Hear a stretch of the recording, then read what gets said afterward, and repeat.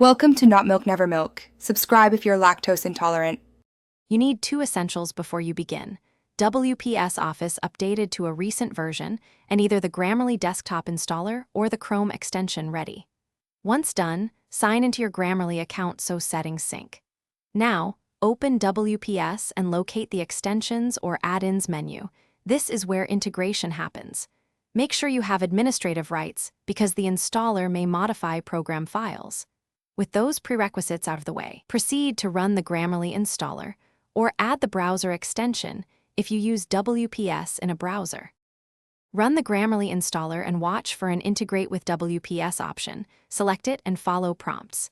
If you installed the Chrome extension, enable it for docx or WPS web pages.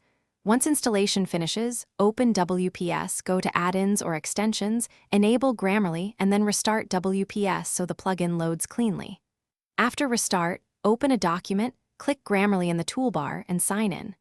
Then, adjust language preferences and suggestion aggressiveness. This controls how many corrections you see while you type.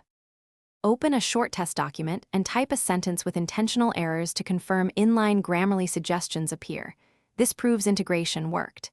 If you don't see suggestions, close WPS, run it as administrator, and reinstall the Grammarly plugin. Sometimes permissions block loading. Also, disable other add-ins that may conflict, or clear the extension cache if you use the browser route.